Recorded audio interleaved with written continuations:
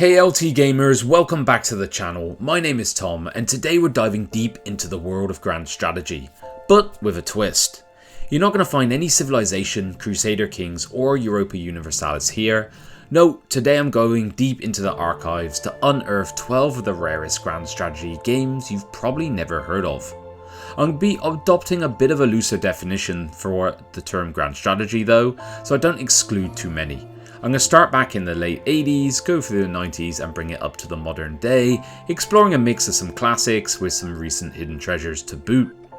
Ready to discover some forgotten gems? Let's jump in.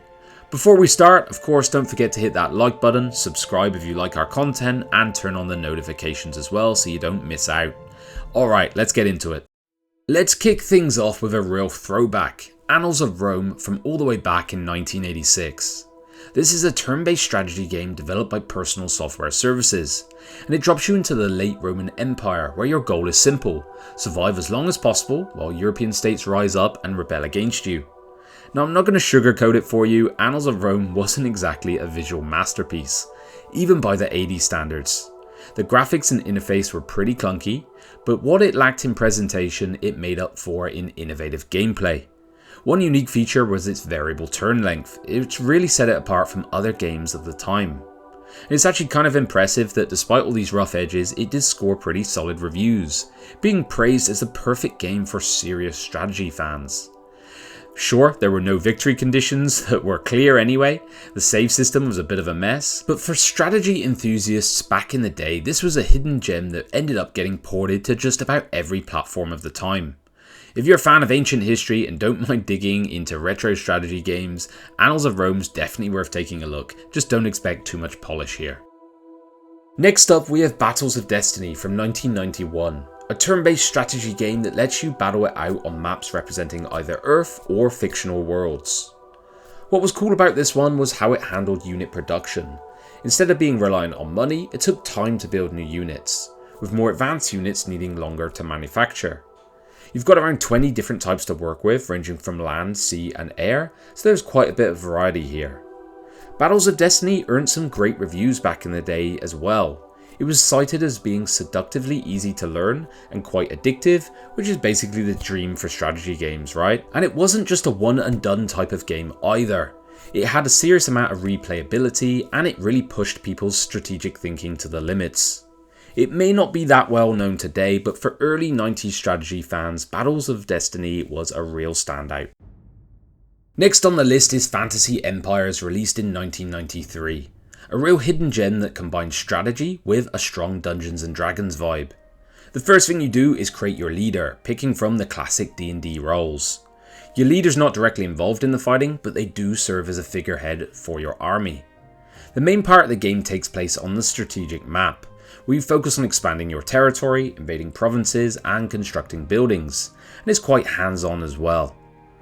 Speaking of troops, you're not limited to just humans, you have orcs, dwarves, elves, halflings and even drow as well, making your army as diverse or as specialised as you would like.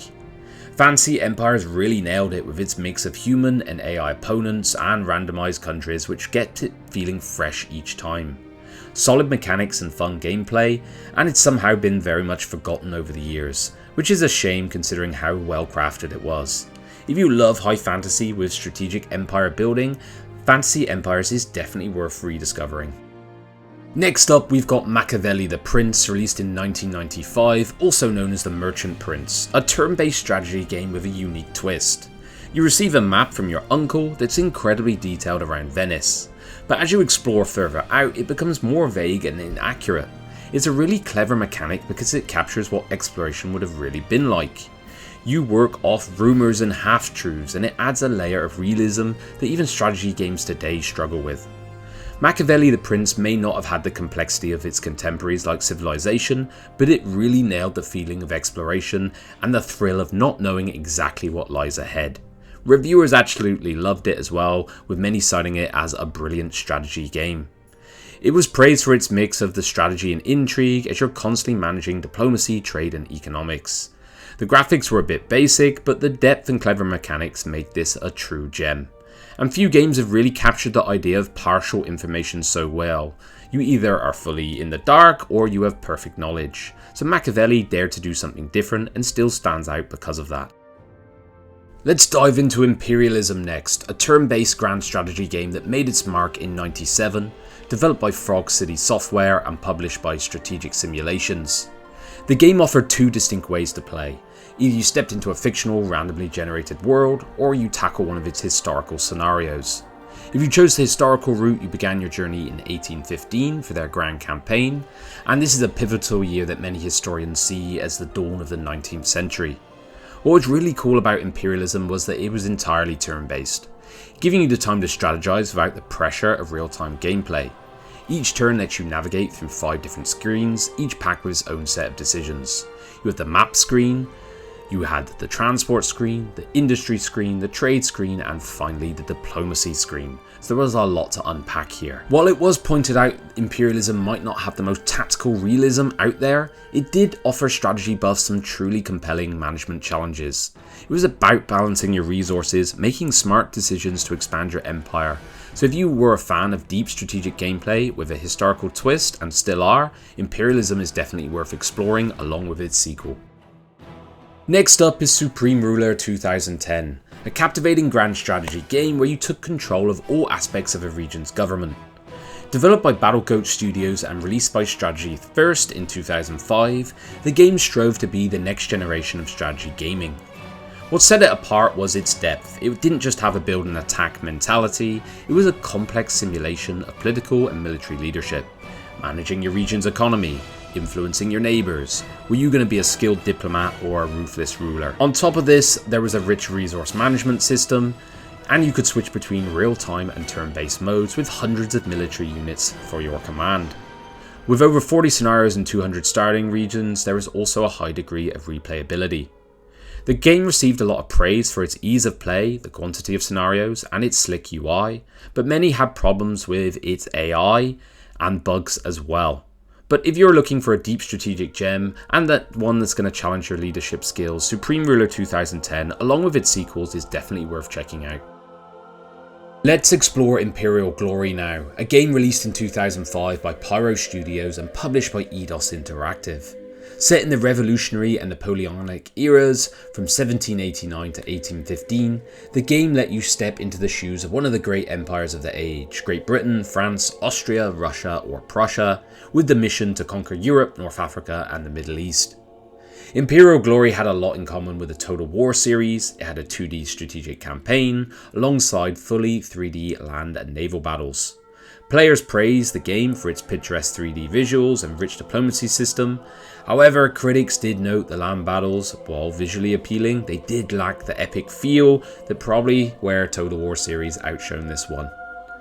Coordinating naval battles was also a bit of a headache if I remember correctly, and there's only 5 historical battles to choose from overall. And one thing that always bugged me is there wasn't a morale system, and this led to some unrealistic unit behaviour on the battlefield. Overall though, Imperial Glory had plenty of promise and potential, just a few missed opportunities to truly be a great. If you're a fan of tactical games set in fascinating historical periods, it's definitely worth checking out for its unique setting and engaging gameplay. Let's talk about 13th Century Death for Glory next, a fantastic real-time strategy game that brought history to life. Released in 2007, the game was about realism and historical accuracy as you command troops meticulously on reconstructed battlefields from the medieval era. What set this one apart is that winning battles isn't just about having the bigger army, it was about honing your skills and understanding the rules of medieval warfare. Instead of a deployment stage like many other games, you jump straight into the action at pivotal moments in history, executing complex maneuvers and issuing direct orders to your troops. I really love this game, I think it's underrated. The battles are epic, the graphics are really good even to this day, and the sound design is spot on. One of the coolest features is that maps are randomly generated in custom games, so you never really have the same 2 battles. While the campaign does have set maps, it's still a blast to play through, and you could have up to 5 times the number of soldiers on screen compared to its contemporary Total War games. If you're a fan of medieval history, warfare, or just great real-time strategy, 13th Century Death for Glory is something you should try. Pick up the gold version on Steam. It's a little bit finicky, but you can get it to work and it is a lot of fun. Let's dive now into Hegemony Gold Wars of Ancient Greece, a captivating real-time strategy game developed by the talented people at Longbow Digital in 2010. This puts you right in the middle of an epic campaign of Philip II of Macedon. What makes Hegemony really stand out is its blend of simultaneous real-time tactical battles and strategic empire management, so truly a grand strategy title. You'll find yourself deeply engaged in the logistics and planning of military campaigns, and it added a fascinating layer of depth to the gameplay. The community is really positive about this game too. It's very positive on Steam, which speaks volume about how players still enjoy it today. Critics also enjoyed it, dubbing it a demanding real-time grand strategy, with it getting good ratings across the board. If you're a fan of ancient history, you enjoy strategic challenge, Hegemony Wars of Ancient Greece is definitely worth checking out. It's a rich experience that really captures the complexities of warfare and ancient empire building at its best. Let's talk about Elemental Fallen Enchantress next, a turn-based strategy game developed and published by Stardock in 2012. The original Elemental War of Magic had a lot of mixed reviews, so Stardock took this to heart and remade the game. In Fallen Enchantress, you find a rich single-player campaign alongside a non-linear sandbox mode that allows for a lot of freedom.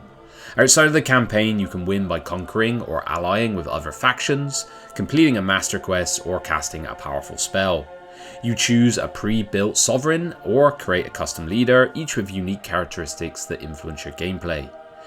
Reviews of this game were quite positive. Players loved the random map generator, the customization options for units and factions, and quite a few innovative mechanics like population growth being tied to the number of cities you control. There were complaints about monotonous sound design and graphics that get a bit blurry. However, overall, this is a game that offers plenty of choice and customization and is definitely worth a look.